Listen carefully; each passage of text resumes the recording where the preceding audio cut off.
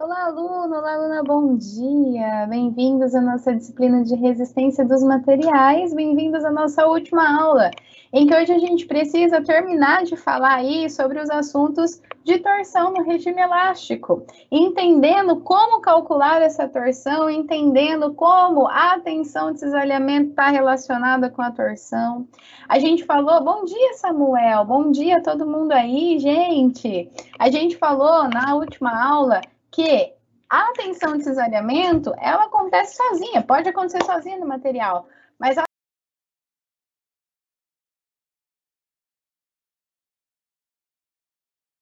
torção, não. A torção, ela não sabe ficar sozinha. A torção, bom dia, Pedro, bom dia, Nicolas. A torção, ela já foi criada com alguém. Sabe aquele irmão gêmeo? Que desde que foi criado é gêmeo e é gêmeo. Bom dia, Micael. Então, assim é a torção. Desde que a torção aparece no material, ela já aparece porque tem uma tensão de cisalhamento atuante na seção transversal, tangencial desse material. Então, não tem torção sozinha. Ela sempre está com cisalhamento, mas eu posso ter cisalhamento sozinho no material, né? Isso é interessante e importante a gente entender para avaliar as equações que relacionam cisalhamento e torção. E por que o cisalhamento está atuante na torção também? A aula passada a gente entendeu qual era essa definição de torção, e entendemos porque em alguns casos é chamado de torção ou torque, mas no geral, na aplicação geral, torção e torque é a mesma coisa, né? E aí a gente só tem que lembrar que uma rotaciona sobre o eixo torção em torno do eixo torque, mas de via de regra, no mundo profissional aí, no mundão nosso, torque é igual a torção e torção é igual a torque. E hoje a gente precisa entender como matematicamente essas torções, essas tensões se relacionam, como elas podem estar descritas. E eu falei para vocês na aula passada também que a gente ia avaliar a geometria circular para fazer essa análise, porque os eixos de transmissão, eles são feitos em geometria circular, vazados ou maciços. Só que o que muda isso? Muda que a gente vai analisar o momento de inércia. Por quê? Porque se o torque, ele provoca rotação no material. Todas as vezes que o material apresenta um movimento de rotação, eu tenho que avaliar o seu momento de inércia. Qual é a definição do momento de inércia? Definição do momento de inércia é dificuldade que o material tem para descrever ou desenvolver o movimento de rotação. Então, se eu tenho torque que provoca a rotação, eu tenho que ver qual é a dificuldade que esse material tem de rotacionar. Momento de inércia. E essa dificuldade, ela varia dependendo da geometria do material. Bom dia, Oswaldo. E dependendo da quantidade de massa que eu tenho no material distribuído nessa geometria. Por isso que cada geometria tem uma equação de momento de inércia específica. Quando a gente fala no momento, e quando a gente fala em momento de inércia, ele tem uma equação para o eixo X, ele tem uma equação para o eixo Y, se a gente está falando no plano. Agora, o momento polar de inércia, ele olha a peça toda. E é esse momento polar de inércia que a gente vai usar aqui, nessa disciplina. Então, no momento polar de inércia, é a equação do momento de inércia para o eixo X, vezes a equação do momento de inércia para o eixo Y. E aí a gente tem essas equações de momento polar de inércia. Cada geometria tem a sua. A gente vai trabalhar com a geometria circular. Então, hoje a gente vai olhar essas equações para o momento de inércia, para o momento polar de inércia para a geometria circular. Nas suas avaliações todas, quando você for trabalhar nessa disciplina com essas questões relacionadas à torção, a geometria será circular. Se porventura vier outra geometria, ou o exercício te dá qual é o momento polar de inércia para aquela geometria, ou ele te dá um formulário para descrever essa equação, tá? Então, não se preocupe. Ah, professora, mas aí acabou a aula, tudo, 10 anos depois, eu precisei fazer um cálculo de momento polar de inércia, um cálculo de torção com relação ao momento polar de inércia. Mas é um retângulo. que eu faço? Procura na bibliografia, porque essas equações são tabeladas, tá bom? Quem que falou bom dia aí para mim? Bom dia. Escreva assim, bom dia, professora, no nome e bom dia, turma. Bom dia, bom dia, bom dia. Ô, galera, deixa eu contar um negócio para vocês. Hoje é nossa última aula. Como esse semestre passou rápido, né? Quanta coisa a gente viu relacionada à resistência dos materiais. O chat está aí, está aberto. Envie suas dúvidas, quais vocês quiserem, com relação aos conteúdos da disciplina. Se você tiver dúvida lá na primeira aula, não tem problema, pergunta. Eu vou finalizar esse assunto, que é parte da demanda aí, para que vocês possam fazer as atividades e complementar e fechar a demanda dessa disciplina. E vocês que têm uma dúvida, vão colocando aí. Se for dúvida de outras aulas, coloca também, que aí no finalzinho da aula eu respondo para vocês, para que a gente possa encerrar essa disciplina com chave de ouro. Mas, ó, não é só aula não, hein? Não. Você tem o livro-texto da disciplina. Leia todos os exercícios. Leia todas as unidades desse livro-texto. Bom dia, Mércia! Leia todas as unidades, todas as sessões. Lá tem muitos exemplos resolvidos. Tem situação, problema, tem avançando na prática, e no final de cada sessão tem vários exercícios. Façam todos, tá? Tá bom, professora, eu vou fazer para a prova, porque até agora não deu tempo de fazer. Tá, o ideal era você ter feito antes, para hoje a gente falar sobre isso tudo. Mas, caso não deu tempo, você vai estudar agora, amanhã. Ah, segunda-feira é feriado, tá bom. Deu dúvida? Envia para o seu tutor da disciplina lá no AVA. E aí, dependendo da dúvida, se ele não souber te auxiliar, ele manda para mim e a gente vai trabalhando com isso, tá bom? Mas vamos caminhando. Eu vou dividir aqui o quadro com vocês para que a gente possa falar sobre o estudo de torção no regime elástico, olhando essas tensões no regime elástico. Por que no regime elástico? Porque no regime elástico são duas relações, né? O módulo de elasticidade, ele está atuante. E aí, se o módulo de elasticidade está atuante, eu só posso trabalhar no regime elástico. E outra coisa, além disso, todas as vezes que eu vou solicitar o meu material, eu tenho que solicitar no regime elástico. Porque no regime elástico eu sei como que é a correlação entre a tensão e a deformação. Eu consigo prever o que meu material vai apresentar com o esforço atuante. Na região plástica, não. Como é que eu vou solicitar um material sem saber o comportamento que ele vai ter?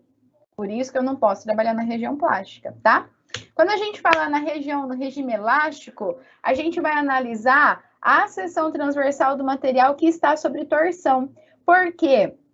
Porque a torção ela é uma força transversal atuante no material. Se é uma força transversal, é uma força de cisalhamento e ela está aplicada tangencialmente no material, ou seja, ela está aplicada aqui, ó, nessa região do material, que é a superfície desse material.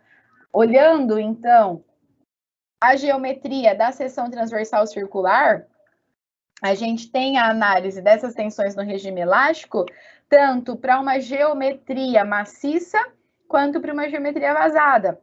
A vazada é que tem um furo no meio. No regime elástico, quem que é essa força atuante no material, então? É uma força transversal. As forças transversais, elas são forças de cisalhamento. No regime elástico, a tensão de cisalhamento se relaciona pela deformação através do módulo de elasticidade. E aí, eu posso olhar como que o material vai sentir essa tensão de cisalhamento conforme do centro de rotação até a sua extremidade, até a sua superfície, até o local de aplicação da força. Quando eu aplico uma tensão de cisalhamento aqui na superfície do material, provocando rotação, no seu eixo de rotação que fica no centro, eu não sinto nada de força no material, consequentemente a tensão. Essa tensão ela vai subindo, apresentando o seu valor máximo na superfície desse material. Nessa superfície, então, eu tenho um raio eu vou colocar esse raio maiúsculo, a gente vai usar ele minúsculo, tá? Mas para ficar melhor de você ver aí no quadro. Nós temos uma relação, então, do centro desse material, que é onde está o eixo de rotação, até a sua superfície, o material vai sentindo, aumentando essa tensão de cisalhamento atuante.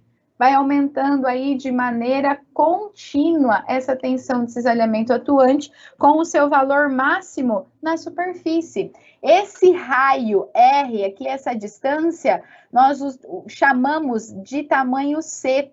E quando a gente olha esse sistema de coordenadas, no eixo das abscissas, que é o eixo X, a gente tem o eixo relacionado ao comprimento ou tamanho do material, o raio do material, dado pela letrinha ρ. E no eixo da ordenada, nós temos os valores para tensão de cisalhamento. Na superfície do material, a tensão de cisalhamento é máxima e o seu tamanho, a sua distância até o eixo de rotação é C.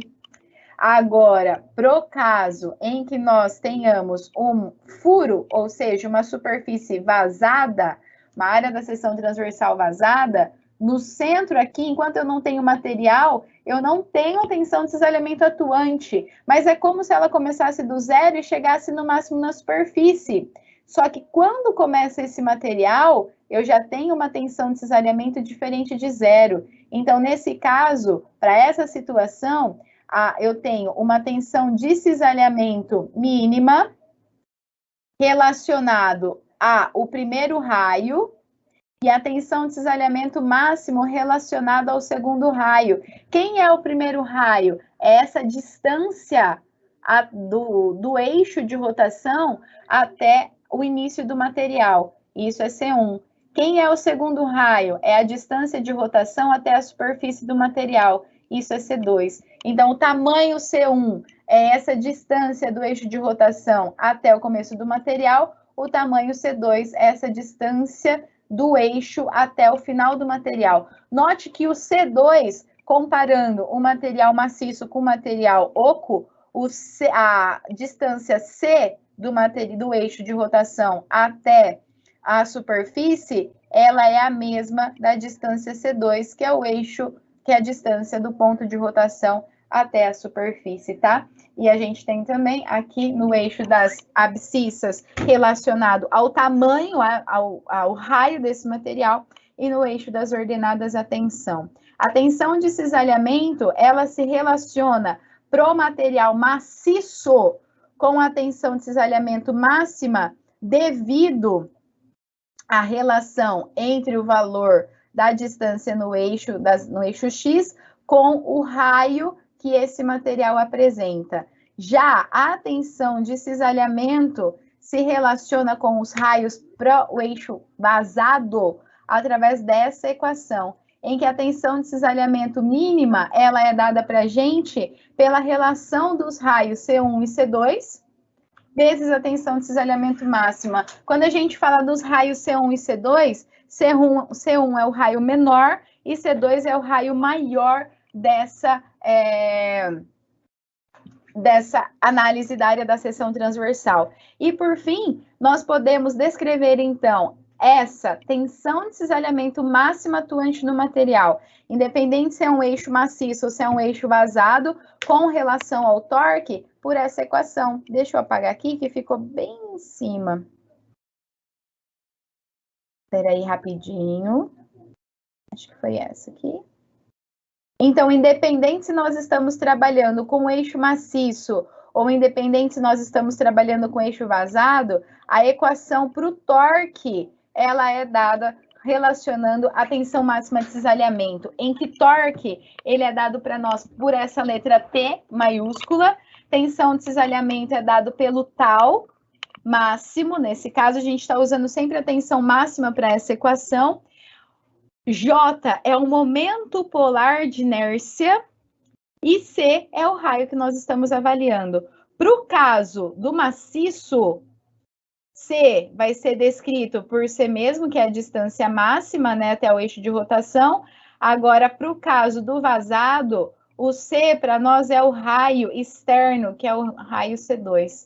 Isso aqui para o caso do maciço, isso aqui para o caso da superfície vazada. E aí, lógico que a professora escreveu onde não devia, né? Olha lá. Lógico, sempre assim. Espera aí, deixa a professora apagar e escrever de novo aqui para a relação da superfície vazada.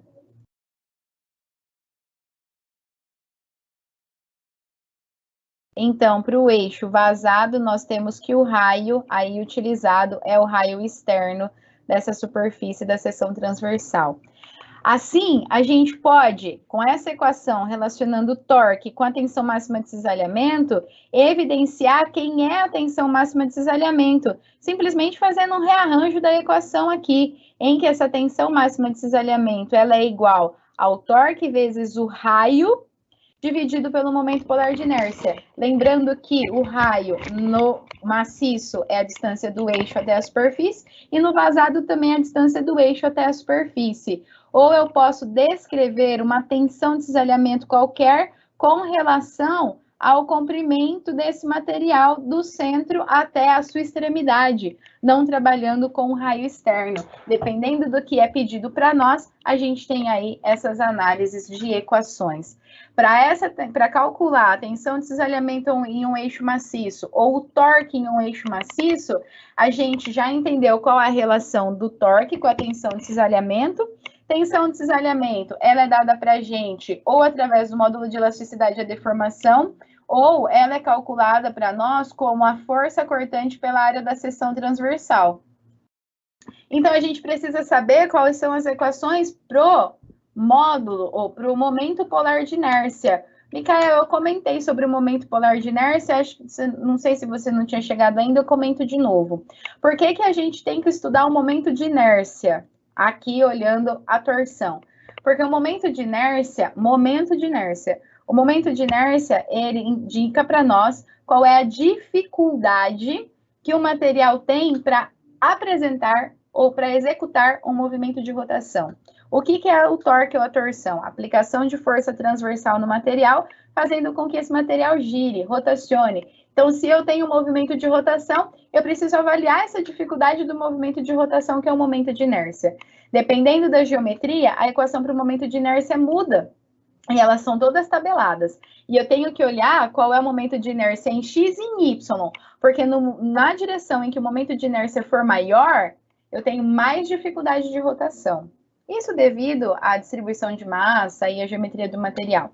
Já o momento polar de inércia, ele olha todo o material nas duas direções, tanto em x quanto em y. O momento polar de inércia, ele é calculado pela multiplicação do momento de inércia em x pelo momento de inércia em y, na direção da rotação do material. Então, esse momento polar de inércia, ele também indica para nós qual é a dificuldade de rotação da peça, mas a dificuldade nos dois eixos em conjunto, já que o material todo está rotacionando não apenas em um eixo de rotação. Bom dia, Marcela. E então, por isso que é importante a gente calcular esse momento polar de inércia, que indica para nós também a dificuldade que o material tem para rotacionar, só que nesse caso rotacionar o plano todo x e y, tá? A gente está usando, como eu comentei no começo da aula, a superfície circular, porque os eixos de transmissão, eles têm essa característica de superfície, área da seção transversal circular, ou maciça ou vazada. Por isso que a gente já entendeu como o torque e a tensão de cisalhamento se relacionam, e agora a gente precisa observar quais são as equações para o momento polar de inércia, tanto para minha superfície circular maciça, quanto para minha superfície circular vazada. Ah, mas se eu tiver outra superfície, o exercício tem que te dar a equação para o momento polar de inércia, ou te dar as informações de torque, tensão de cisalhamento e raio, para que você encontre o valor do momento de inércia polar, tá? Ah, mas não deu e ele está pedindo, então ele tem que te dar a equação. Ah, professora, mas eu preciso da equação para resolver um projeto. Elas são todas tabeladas. É só você procurar aí, ou em livros de bibliografia, ou nos sites de busca confiáveis, você consegue encontrar, tá? É isso o momento polar de inércia, e é por isso que a gente usa o momento polar de inércia. Para uma superfície circular maciça, vamos para o quadro aí, eu estou dividindo o quadro com você, é dado o momento polar de inércia. E aí, a gente pode aplicar a regra da mão direita para verificar qual será o sentido de rotação aí desse material, ou qual será o sentido em que a tensão está associada a ele, ou aplicar aquela análise da torque. Se o material, ele rotacionou por convenção horário, se a rotação é horário, o nosso torque ele é negativo. Se a rotação é anti-horária, o nosso torque é positivo, tá? Então, a gente consegue aí olhar também o sentido de rotação através das dimensões convencionais para positivo e negativo.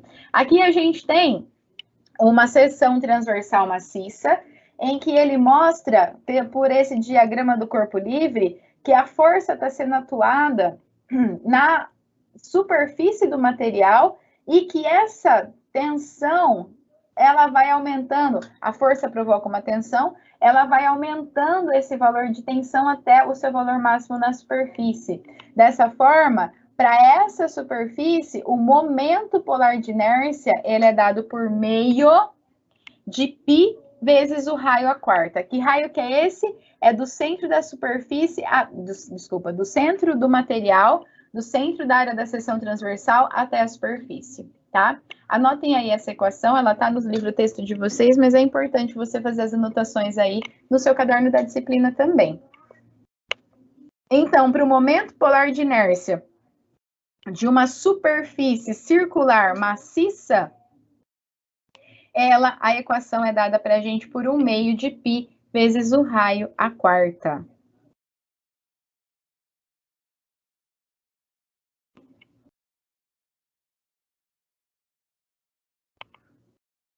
E para o caso de uma superfície vazada? Olha aí a superfície vazada. Agora, a gente tem que ela é dada por 1/2 de π, que multiplica o raio externo à quarta menos o raio interno à quarta. Gente, isso aqui é fundamental vocês entenderem que primeiro eu tenho que fazer isso aqui, ó, dentro do parênteses, para depois multiplicar por π e dividir por 2. Quem é o raio interno? É do centro da peça até a sua borda inferior, a sua superfície inferior. Esse é o C1. Quem é o raio externo? É até a superfície superior do material. Esse é o C2. Certo? Então, com essa equação, eu consigo calcular a tensão de cisalhamento ou o torque para uma superfície maciça ou vazada, dependendo do material que eu tenha, para a área de superfície de seção circular. Vamos ver um exemplo aqui juntos. A figura apresenta um diagrama de distribuição de tensão de cisalhamento em um eixo maciço. E ele está pedindo qual é o torque que passa, o torque nessa condição.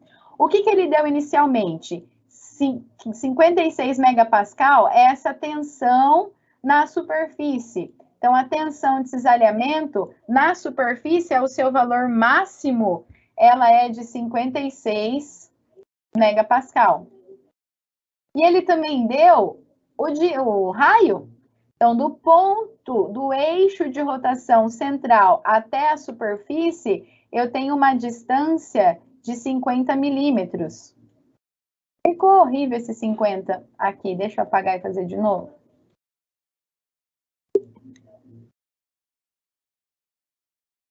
Não consigo apagar. Tô triste. Então, é 50 milímetros. Quem que a gente tem que colocar aqui na equação? Porque a gente tem que trabalhar aí com a unidade no sistema internacional. Então, eu tenho que trabalhar com esse prefixo de base 10, mega vale 10 a sexta, e esse prefixo de base 10 mili, que vale a 10 a menos 3. Por quê? Porque eu tenho que calcular o torque. Quem é o torque? O torque, pela equação que nós vimos, é a tensão de cisalhamento máxima, que é a tensão atuante na superfície, vezes o momento polar de inércia, dividido pelo raio. Tá, a tensão de cisalhamento máximo eu tenho raio, eu não tenho momento polar de inércia. Ok, essa superfície é uma superfície maciça. Se essa é uma superfície maciça e circular, o meu momento polar de inércia ele é dado para nós como sendo meio de π, que multiplica o raio à quarta. Quem é o raio? 50 vezes 10 a menos 3 metros. Ok, então primeiro eu tenho que calcular o raio, 50 vezes 10 a menos 3 metros, que pode ser descrito como, cadê? 0,05 metros. elevo esses ou 50 vezes 10 a menos 3 ou 0,05, porque eu tenho essa distância em metro, elevo a quarta. Na calculadora, ou eu posso escrever 0,05 elevado ao quadrado vezes 0,05 elevado ao quadrado. Ou eu posso colocar 0,05 ao quadrado. Ou tem uma outra opção na calculadora que tem esse chapéuzinho aqui, ó, que é o elevado. Então, você pode escrever 0,05, põe o chapéuzinho número 4. Depois disso, vezes π, e depois disso, dividido por 2. Esse é o momento polar de inércia. Tenho, então, agora a tensão de cisalhamento, atuante na superfície, que é a máxima. O momento polar de inércia e o raio, ótimo. Então, nesse caso aqui, a gente pode calcular quem é esse torque. E esse torque, ele é dado, olha aqui, 11 vezes 10 a terceira Newton-metro, só que 10 a terceira é um prefixo de base 10, que a gente pode descrever como quilo, que é o K minúsculo. Por isso, 11 kN/metro, tá? É só essa análise que a gente tem que fazer quando ele pede para calcular o torque nessas superfícies que ele nos dá, que ele nos apresenta. Olha um outro exercício, ele fala o seguinte para nós: a figura apresenta dimensões para um tubo sobre esforço de um torque. Determine o maior torque que pode ser aplicado, sabendo que a tensão de cisalhamento é de 120 megapascal. Esse eu quero que você faça. Porque quem eu tenho? Tensão de cisalhamento ele já deu. Isso aqui é a tensão de cisalhamento máxima atuante no material. Ele quer o torque, certo? E aí, ele mostra aqui qual é o diâmetro interno, que é 40 milímetros, e qual é o diâmetro externo, que é 40 milímetros. Certo? Devido a isso, eu tenho que calcular quem é o raio interno. Quem é o raio interno? É a metade do diâmetro interno. Quem é o raio externo, que é o nosso C2? É a metade do diâmetro externo. Para calcular o torque ele é dado para a gente como sendo a tensão máxima de cisalhamento vezes o momento polar de inércia dividido pelo raio. Nesse caso, é o raio externo. Mas quem é o momento polar de inércia para essa superfície circular vazada? É 1/2 de π, que multiplica o raio externo à quarta, menos o raio interno à quarta. Monta aí essa equação para a gente ver o resultado. Esse exercício ele está no seu livro texto da disciplina, mas só monta, depois você calcula com mais calma e tudo, mas só para você ir se inteirando também de como montar essas equações. Vou dar aí para vocês uns 3, 4 minutos para montar, acho que é o suficiente. Se não entendeu a montagem, fala que eu estou aqui, mas pelo menos monta. Quem é o momento polar de inércia? Se você tiver calculadora, calcula. O que eu coloquei? É verdade, ô Micael, desculpa, eu que escrevi errado. Eu falei uma coisa e coloquei outra. O diâmetro externo é 60 e o diâmetro interno é 40. Tá certinho, Micael, desculpa aí, hein? Eu que fui falando uma coisa e escrevendo outra. E qualquer coisa vocês vão me perguntando.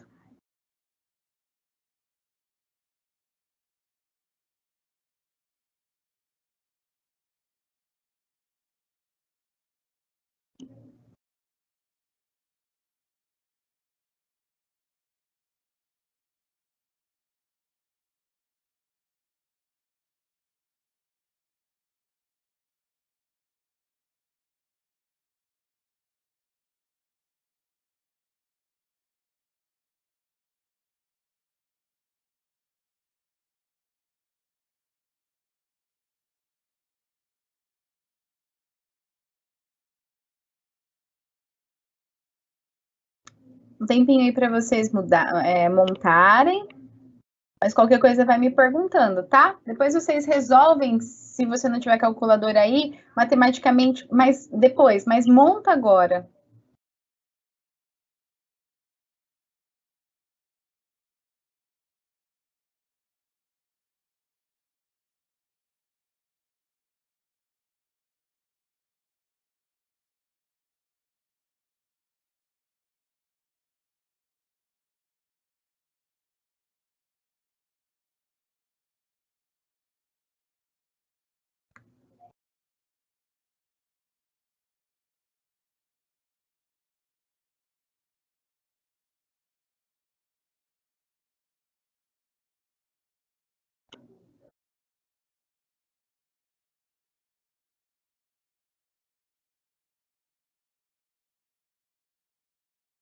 Mais uns minutinhos, qualquer coisa vocês vão conversando comigo, vai me perguntando. Tenta fazer a montagem aí.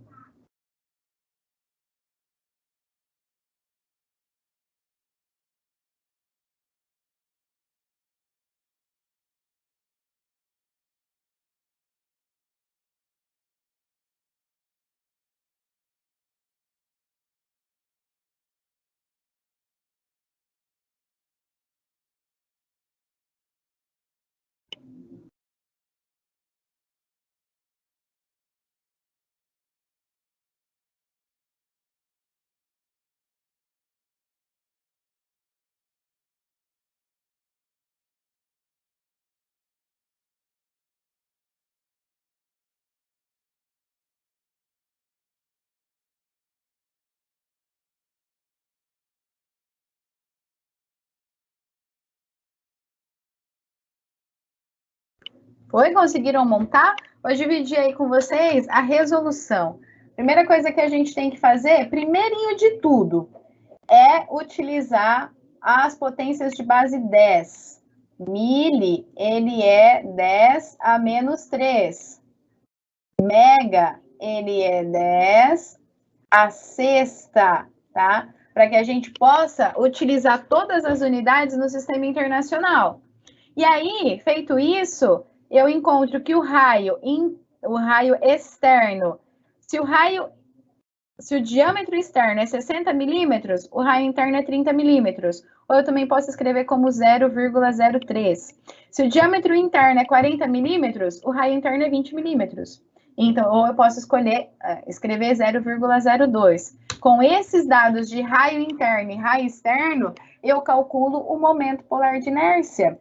Feito isso, eu tenho a tensão máxima de cisalhamento, o momento polar de inércia e o raio. Esse raio é sempre o raio externo para a equação do torque e tensão de cisalhamento. Nós temos que, para esse material, o torque ele é de 4,08 kNm. E o que o exercício está falando aí? Que um torque de 4,08 kNm proporciona uma tensão de cisalhamento de 120 megapascal. E essa é a tensão máxima de cisalhamento, atuando na borda externa desse elemento vazado. A gente pode calcular a tensão mínima, em que a tensão mínima ela traz a relação da tensão máxima com os raios interno e externo. A tensão mínima é de 80 megapascal. Então, para esse tubo, quando tem um torque de 4,08 kNm, tem uma tensão mínima de cisalhamento atuante na superfície interna de 80 megapascal e uma tensão máxima de cisalhamento atuante em uma superfície externa de 120 megapascal. Isso é importante porque, às vezes, é isso mesmo, Nicolas, perfeito.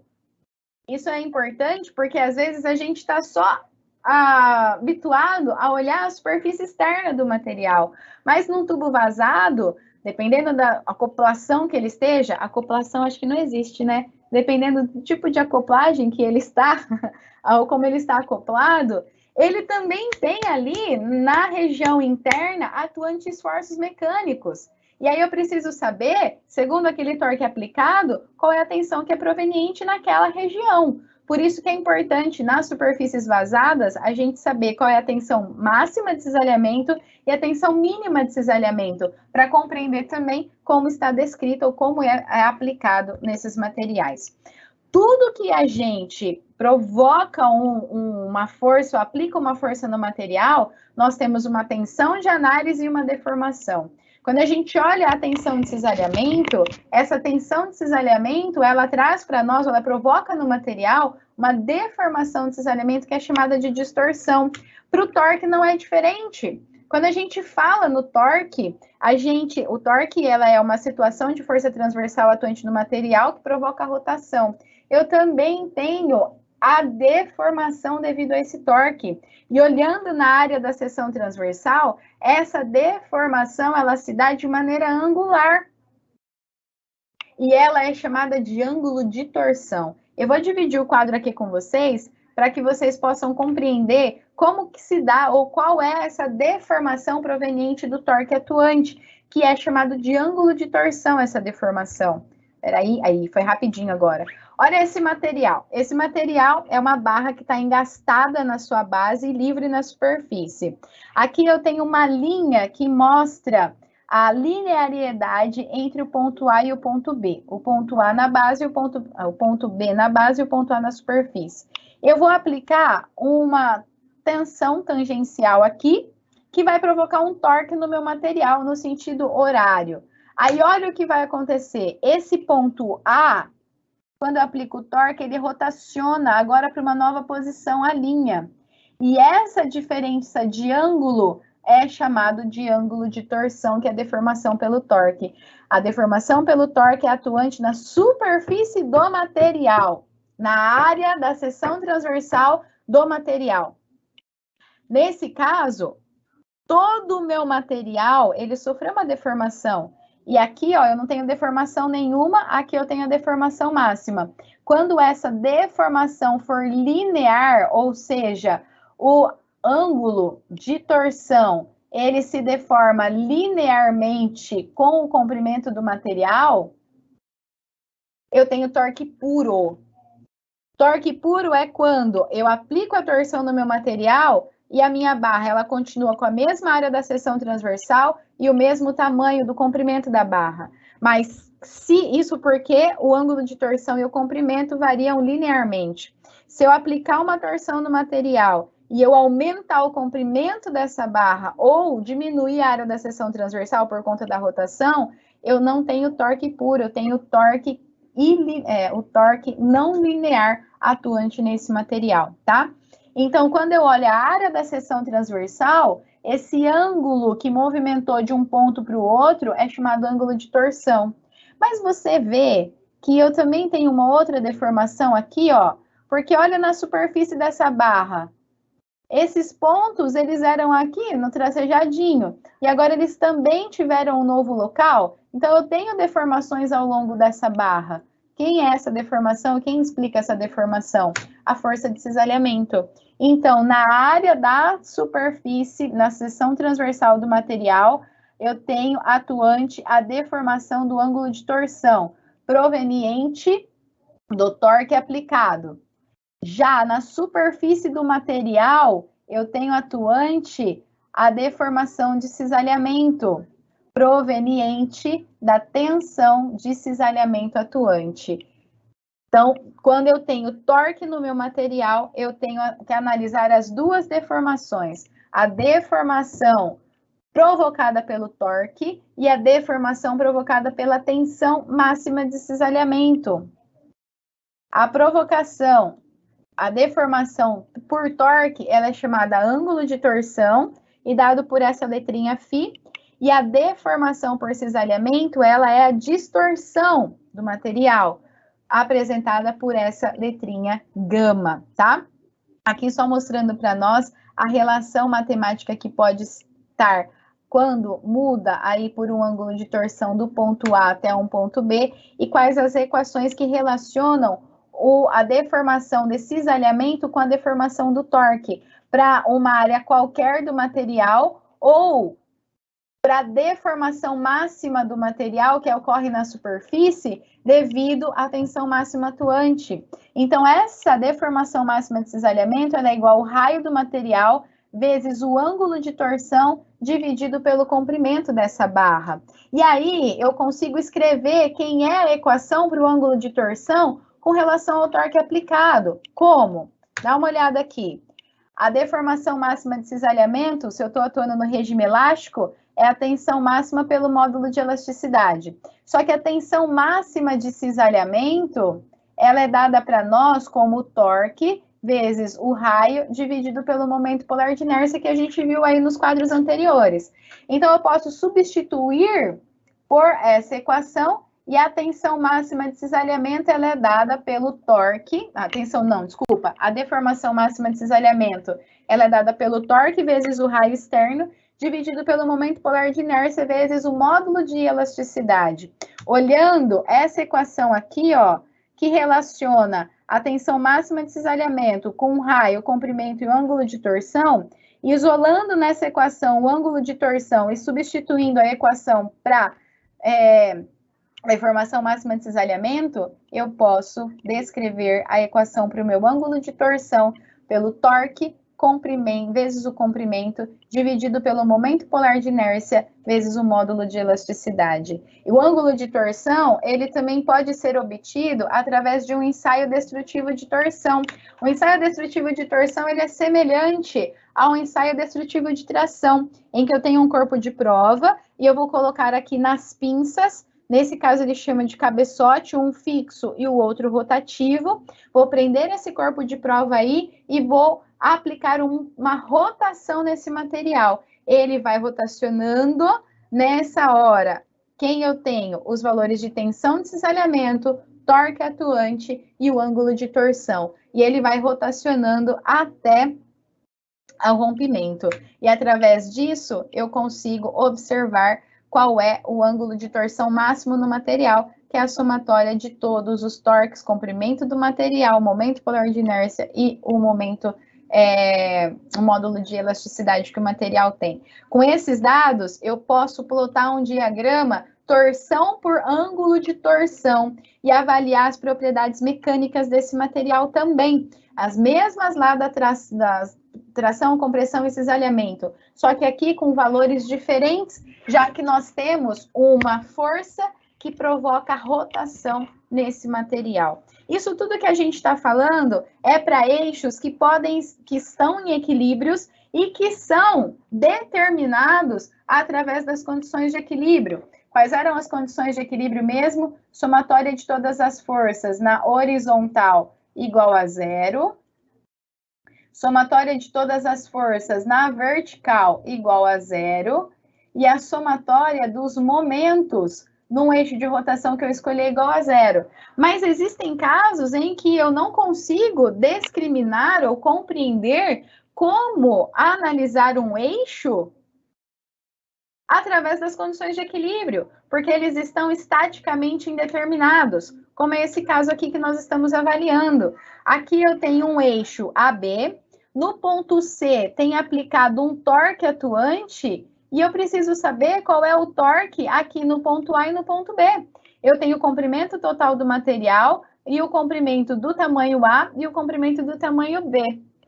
No caso do ponto C até A e do ponto C até B, quando eu olho as condições de equilíbrio, eu vou ter só uma condição de equilíbrio que satisfaz, porque a somatória das forças em X é igual a zero, somatória das forças em Y é igual a zero. Ok. Só que eu quero saber qual é o momento aí de rotação, o torque em A e B. Nesse caso, olha como que eu aplico a condição de equilíbrio do torque, do momento ele dá para nós no ponto C. No ponto C, ele está considerando um torque positivo, porque é anti-horário, que provoca no ponto A um torque horário e um torque no ponto B horário também. Então, se em C é positivo, A e B é negativo, para estar em equilíbrio, a somatória de todos esses torques é igual a zero. Só que eu só sei quem é o torque no ponto C. Eu tenho duas incógnitas para uma única equação. Não consigo calcular esse eixo estaticamente indeterminado. Dessa forma, eu não consigo aplicar as condições de equilíbrio só para usar ou calcular esse torque. Assim, eu posso dividir a peça em duas partes e aplicar, através do ângulo de torção, relacionando ao torque, que a somatória desses ângulos de torção relacionado ao torque é igual a zero. E assim identificar quem é o torque no ponto A, quem é o torque no ponto B. Quando a gente fala nesses torques com relação ao eixos de transmissão atuante, a gente tem também aí uma análise de algumas grandezas, como, por exemplo, a potência atuante no material, como a velocidade angular atuante no material e como o torque se relaciona com a potência. A potência nesses eixos de transmissão, ela é dada para nós como o torque vezes a variação do ângulo de rotação pelo tempo. A variação do ângulo de rotação, a variação da rotação pelo tempo é a velocidade angular. Então, a gente pode descrever que a potência do motor, ou do eixo, ela é dada pelo torque vezes a velocidade de rotação, que é a velocidade angular. Essa velocidade de rotação, velocidade angular, ela é descrita para nós como frequência de rotação. E ela é dada, essa velocidade angular, também como 2 vezes π vezes a frequência desse material. Assim, então, eu posso descrever a potência como 2π vezes a frequência vezes o torque que esse material é aplicado. Isolando o torque, ele é igual a potência dividido por 2π vezes a frequência. E aí a gente consegue avaliar agora esse torque com a equação relacionada à tensão de cisalhamento para verificar quais são as equações relacionadas aos eixos de transmissão no material. Tem eixos de transmissão em que eles sofrem algum tipo de anormalidade na sua área da seção transversal, ou porque eu tenho uma região de solda, ou porque ele tem alguns acoplamentos, e aí ele tem um diâmetro pequeno, no acoplamento um diâmetro maior. Para que a gente possa trabalhar com isso, a gente precisa utilizar uma constante de concentração K, que ela mostra exatamente como que nessa variação dos diâmetros desses eixos, naquela região, tem uma concentração de carga diferente, então o torque ali também vai ser diferente, consequentemente a tensão de cisalhamento será diferente. Dá uma olhada no seu livro texto da disciplina, essa é a seção 4.3, e ela vai trazer bastante exemplos para vocês com relação a essa constante de concentração e como obter essa constante de concentração na análise de um gráfico, essa constante é tabelada, tá? Olha lá o livro texto da disciplina de vocês também, com todos os exercícios, todos os exemplos, todas as situações, problemas, eu já disse isso. Por que eu tô falando isso de novo? Porque a nossa aula tá chegando ao fim. Se a nossa aula tá chegando ao fim, a nossa disciplina também tá chegando ao fim, porque hoje é a aula 12. E a gente, assim, encerra todos os conteúdos relacionados à ementa da nossa disciplina. Mas é importante você fazer todos os exercícios, viu? Antes da sua avaliação, da sua atividade avaliativa, antes de você ir fazer aplicação em outras áreas, faça os exercícios. Se te deu dúvida agora que você está fazendo exercício, manda uma mensagem para o seu tutor da disciplina. Se ele não conseguir te ajudar, a sua mensagem vai chegar até a mim e eu vou respondendo você, tá?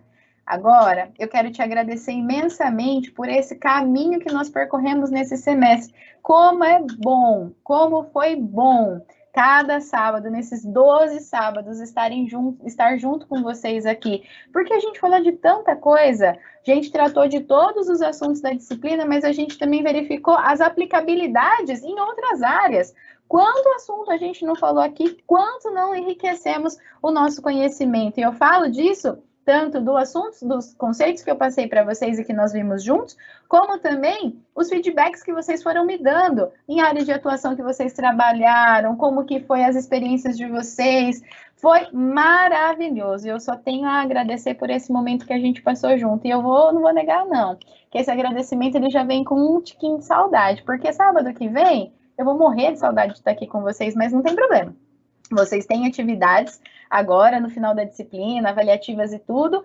Fechem essa disciplina com chave de ouro. Não esqueça os feedbacks que eu fui dando ao longo das aulas. As aulas estão ali, gravadinhas para vocês. Vocês conseguem assistir de novo. Qualquer coisa eu estou aqui. Pede socorro para o tutor da disciplina. Vai chegar até mim, eu vou respondendo vocês. Fechem esse semestre com chave de ouro, porque semestre que vem a gente tem encontros por aí, em outras disciplinas, e eu já estou ansiosa para esperar vocês. Semestre que vem, se você tiver alguma aula comigo, fala, professora, eu fui seu aluno no semestre passado. Vai ser uma honra a gente percorrer mais uma disciplina juntos. Então, obrigada mais uma vez pela participação de vocês e pelo empenho de vocês. Eu desejo tudo que possa existir de melhor para vocês. Um ótimo final de semestre, o ano está acabando. Bom final de ano, bom Natal, que o ano que vem seja, assim, grandiosamente muito melhor que esse ano. Quantos percalços a gente percorreu esse ano, né? Mas estamos aqui firme e forte, prontinho para finalizar com sucesso esse ano e chegar ao próximo ano. E a gente tá junto. Semestre que vem, em outras disciplinas, eu vejo você, tá bom?